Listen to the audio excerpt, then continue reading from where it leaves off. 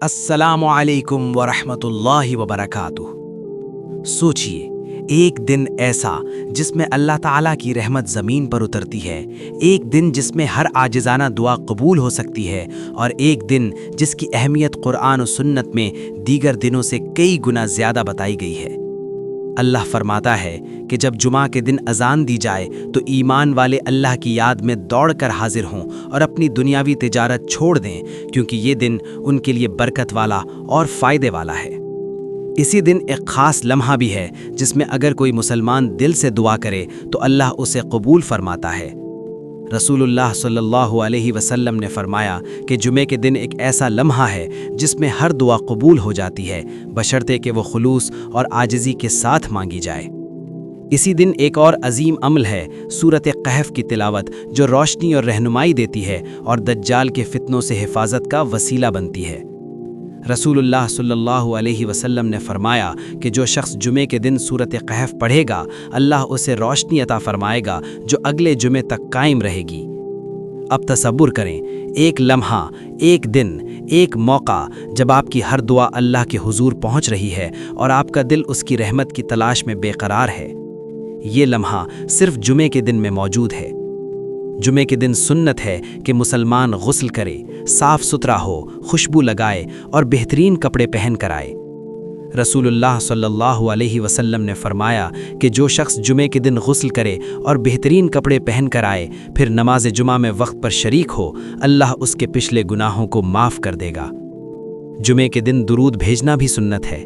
رسول اللہ صلی اللہ علیہ وسلم نے فرمایا کہ جو شخص مجھ پر درود بھیجے گا، اللہ اس پر 10 رحمتیں نازل فرمائے گا۔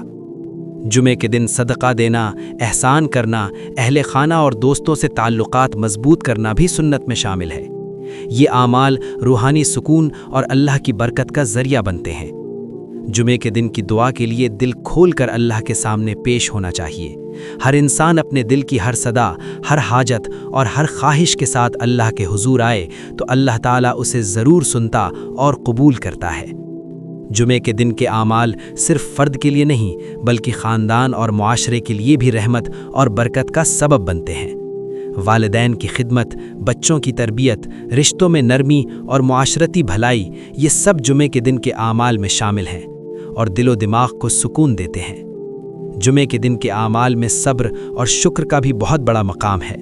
زندگی کے ہر دکھ اور تکلیف میں دل سے صبر کرنے والا اور اللہ کے فیصلوں پر راضی رہنے والا بندہ جمعے کے دن کے آثار سے مزید روحانی قوت حاصل کرتا ہے۔ جمعے کے دن قرآن کی تلاوت، خاص طور پر سورۃ کہف کی تلاوت، انسان کے دل کو روشنی، امید اور طاقت عطا کرتی ہے۔ یہ تلاوت نہ صرف دجال کے فتنے سے حفاظت کرتی ہے بلکہ ہر مشکل، ہر آزمائش اور ہر فکری اضطراب میں سکون کا ذریعہ بھی بنتی ہے۔ جمعے کے دن کی ایک اور اہم سنت یہ ہے کہ انسان اپنے گناہوں کی معافی مانگے۔ دل سے توبہ کرنا، عاجزی کے ساتھ اللہ کی طرف رجوع کرنا اور اپنی اصلاح کی نیت کرنا، یہ سب اعمال جمعے کی روحانی فضیلت کو بڑھاتے ہیں۔ جمعے کے دن کی خصوصیت یہ بھی ہے کہ انسان دنیاوی معاملات میں مشغول رہنے کے بجائے اللہ کی یاد میں مشغول ہو۔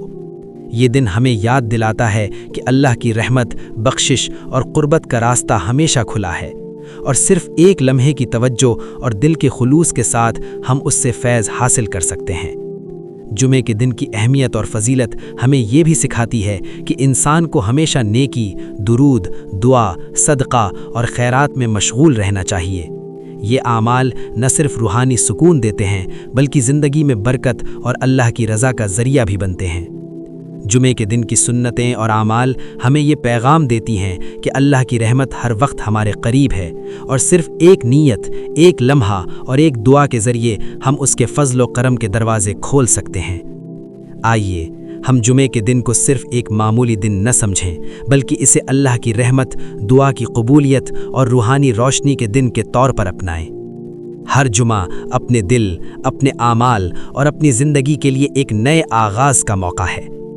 آئیے ہم جمعے کے دن کو صرف ایک معمولی دن نہ سمجھیں بلکہ اسے اللہ کی رحمت، دعا کی قبولیت اور روحانی روشنی کے دن کے طور پر اپنائیں۔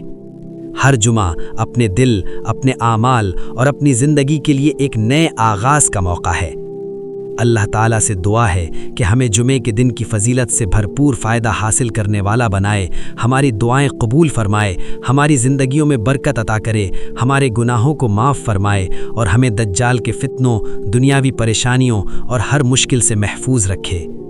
اللہم اجعل جمعہ ہمارے لیے رحمت، مغفرت اور سکون کا دن بنائے اور ہمیں ہر لمحے اپنی رضا اور قربت کی تلاش میں مشغول رکھے۔